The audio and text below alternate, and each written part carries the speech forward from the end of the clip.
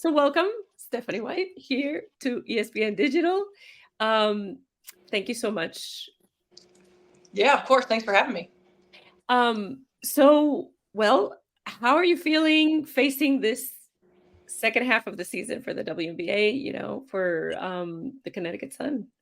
Feel good. I think we hit a little bit of a tough patch the end of the first half of the season, and I think we hit a little bit of a wall. But getting an opportunity to get this break and for our group to come back refreshed, rejuvenated, getting a lot better throughout the course of these 2 weeks that we're able to practice, and certainly watching AT in the Olympics and the impact that she's been able to have for Team USA has been really good for us. So I feel good about where we are and where we're going. So, how has this Olympic break been in terms of the work you've been able to do? What exactly have you done? We've been working individual skill development with a lot of our players. We've been working, continuing to work on our team improvement on the offensive end of the floor. We added Marina Mabry, so getting her integrated into our system and understanding our calls, our terminology, our actions, the things that we want to do, and the ways that we want to use her. And it also has given us an opportunity to add some things. So to add some things on both ends of the floor. That should be great. What do you think were the problems at the end of that first half? I think we just hit a little bit of a wall. We have a couple players who are in the starting lineup for the first time and playing a lot of minutes and really trying to, again, early in the season, reintegrate Brianna Jones back into what we do. I feel like we became a little too predictable on the offensive end of the floor. I think our defense has been outstanding, and it's given us opportunities to win ball games. But some of the details on the offensive end were holding us back a little bit, whether it's execution, whether it's read, whether it was turnovers. Our ability to knock down 3-point shots. We really struggled in the first half of the season with that. And, we've addressed some of that with the addition of Marina Mabry and taken some pressure off of DeWanna Bonner and Ty Harris, who are our predominant 3-point shooters. So it gives us another floor spacer on the floor and another shot maker. And Alyssa Thomas, you mentioned her. How have you seen her, her performance in the Olympics? She's been great. She impacts the ball game in so many different ways. She comes in and she changes the landscape of how they play in transition with her ability to initiate offense, bring it up the floor. She impacts the ball game on the defensive end and rebounding. I certainly like to watch the way that she's able to play with BG. They play together and use their high-low action. But I think she's been great. The most important thing is that she impacts the ball game in a positive way every time she steps on the floor. Yeah, and her first Olympics, so it has been special as well. The semis, how do you see the US against Australia?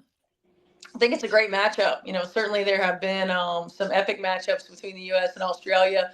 Some familiarity, of course, with a lot of their players playing in the WNBA, and I think for USA, the advantage for us, this is on the men's and the women's side, really is the second unit.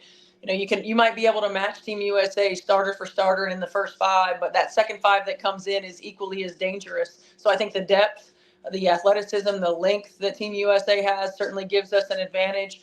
But Australia's been there. They've got veteran players, certainly in Lauren Jackson, who has been there, multiple players who have been there. They understand our league, the WNBA, and so they know the players that they're playing against. They're incredibly well coached with Sandy Brondello. So it's going to be a battle. It certainly is going to be a battle. And I think it's your second season with the team. So how are you feeling with the Sun? I feel good. I think we've been able to really put a team out there day in and day out that's competing at a high level, that puts ourselves in positions to win ball games. Certainly when you're coaching great players, it makes your job a lot easier. Our goal is just to get over the hump. Our goal is to compete for a championship. And I was just talking to Analisse Ríos, and your strength and conditioning coach, and she was telling us how it is the first season that all the teams have a strength and conditioning coach. So it's a vision, it seems, that the Sun has had to have had someone for longer than many of the teams. And do you think that has been a factor in how the Sun has really come up. In the last few seasons, the level has really improved. Part of part of it. Yeah, I think I've been fortunate in the W in the three teams that I've been affiliated with. As a player and as a coach, that we've always had strength and conditioning coaches. So it's not anything different for me, and for me being around an organization. Um, I think sometimes you have part-time strength and conditioning coaches that just come in during the season or just available during the season, but having somebody around full-time is important. We have players who come in market out of season. We have players who, when they do, need to get workouts in. So having strength and conditioning that's full-time and able to commit to our athletes no matter where they are, to be able to commit to having communication with them virtually, being able to check in with them in the off season is really, really important. Same thing for us in player development, having player development that's around all year long. So when players come in market, they can get their work in. And when they're out of market, we can get some digital work in and some virtual work in as well. So we've been very, very fortunate. So having seen many strength and conditioning coaches at work, what does Analisse Ríos add to the Connecticut Sun? What's special about her? Well, first and foremost, her energy. I think her energy is unmatched. She's just enthusiastic, number one, about life in general, but number two, about her job. She keeps things fresh with our players. She changes it up. She doesn't let it get boring and mundane, and sometimes it can be, right. I think she does a good job of individualizing programs to players' strengths and weaknesses, to making sure that they're doing the things that they need to do for their bodies. It's not just a cookie cutter type of workout situation with our athletes. And she helps us a lot logistically too. So outside of just what she does on a day-to-day basis with our athletes, logistically helps us, helps me in terms of communication of how our athletes are feeling, if they're fatigued, if we need to get more cardio in for them within the course of practice, if we need to bring it back a little bit within the course of practice. So really depend on her, and our athletic training staff in those ways as well. And something interesting about her is that she's the only Bolivian in the entire league, player or coach. So that's pretty cool. It is pretty cool. And she was a soccer player, so she's got great soccer skills. So she utilizes her soccer skills a little bit here with our athletes in terms of her drills and drill work. But we've got to work on her rebounding skills. So that's something she's gotten better at over the last couple of years. She can get up there and get in there with our athletes. That's really nice.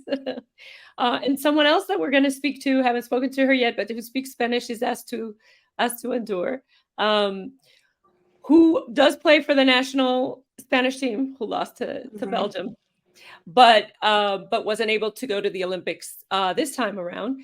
But what can you tell us about Astou Ndour? First of all, she is a pro's pro. I mean, she's a hard worker. She's a great teammate. Whether she's playing a lot of minutes or not as many minutes, you can never tell because she's that engaged in everything that we do.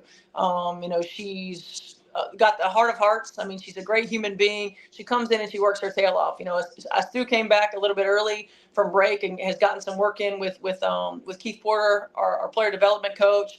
And has really done a great job of just staying engaged, staying active, and continuing to work on her game. It's tough when you're in a position that she's in where she's playing behind Alyssa Thomas, because AT doesn't come off the floor that often.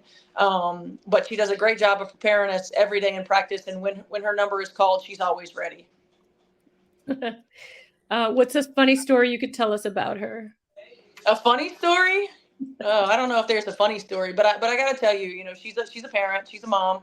Her son is here as well, and I'm a parent. So for me, one of the things that I'm always incredibly thankful for is our organization and the how inclusive our organization is. Right, to be able to bring her family, on our trips with us, to have her son and whomever is with her in terms of a caregiver role, to be actively involved in everything that we're doing is really important. And I think that says a lot about our organization, that hopefully we continue to make her and her entire family feel welcome, and engaged in everything that we do. So it's always fun to see your players in a different light, and seeing Astou as a fierce competitor and seeing Astou as mom, is really cool. It's a lot of our fans don't get that behind the scenes look, but but as coaches and as a basketball family, really being fully engaged in the lives of our players is important in our organization. And the league, WNBA is very incredibly inclusive. We've seen that throughout the years, over the years. Eh, but I wanted to ask you about how is it possible, how it would be, in your opinion, possible to add more Latinas to either leadership. I think more leadership players. It's hard to. I think the expansion will be key, just in general. Um, but in the leadership roles, maybe how it would be possible to grow the number of Latinas in the league.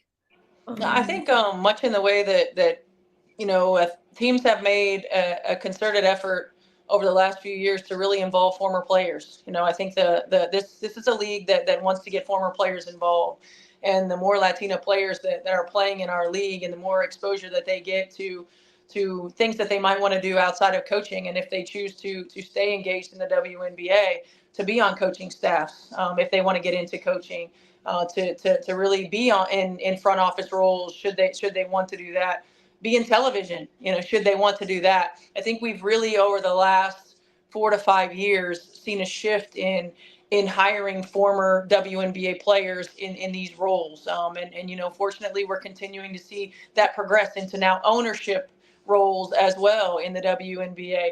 And, I keep saying this, but I cannot wait until we have our first former player who's the commissioner of the WNBA. Ooh, I think every single year we take positive steps in that environment and in those roles to be able to hire former players in various roles. And I think it's just a matter of time before more Latinas are hired in these roles and in these positions. that's true. And what you say, like Rebecca Lobo, Cuban American, in TV, and I mean, Diana Taurasi, not retired yet, but when she, Argentinian, Italian, American. So yes, I see that. Of course, who knows where she can go? She can go. She can go wherever she wants to in a role, Absolutely. right? Yes, I agree. Thank you for that. And in terms of Hispanic Heritage Month, which is coming up, what does that mean to you to see the celebration of the contributions like someone like Analisse Rios and what she has given to the community and to the sport, to the world of sports? It means so much. I've been a part of this league for 25 years. And from the beginning, the league has certainly been an inclusive league. But there have been various hesitations to the level of inclusivity, right? And I think every year that the league has been in existence, we've progressed in terms of our inclusivity and in terms of welcoming community and embracing community and venturing out of our comfort zone and continuing to be a league that stands on the side of what's just, right? That stands on the side of what's right, that uses our platform to create social change, and none of that hasn't been more evident than since the bubble. And so, to be able to celebrate different cultures, to be able to celebrate different ways of life, different religions, to be able to celebrate different aspects of life is important, and it's a core value of the WNBA. So for us to be able to continue to lead by example, to embrace, to love, to foster, to culture environments, diversity, equity, inclusion in all areas, and not just to talk about it, but to live it is so important. And I'm really proud of our league. I'm really proud of our franchise, and just the growth and continued open arms of the league in general. And lastly, because I asked you about the women, but what about how you see Team USA today, in just an hour? But how the work of Team USA over in the Olympics and what they've been able to do. They've been amazing.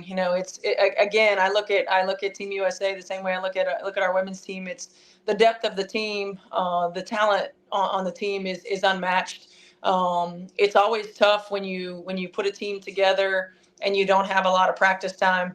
So, guys, accepting the roles and the hands that they're dealt, and being able to play together and build chemistry in a quick way, being able to sacrifice, for the greater good of Team USA.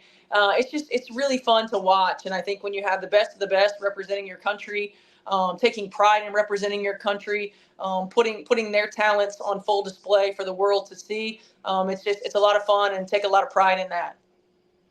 All right. Well, thank you. Thank you, Stephanie White, coach of the Connecticut Sun, for your time. Thank you so much. I appreciate it.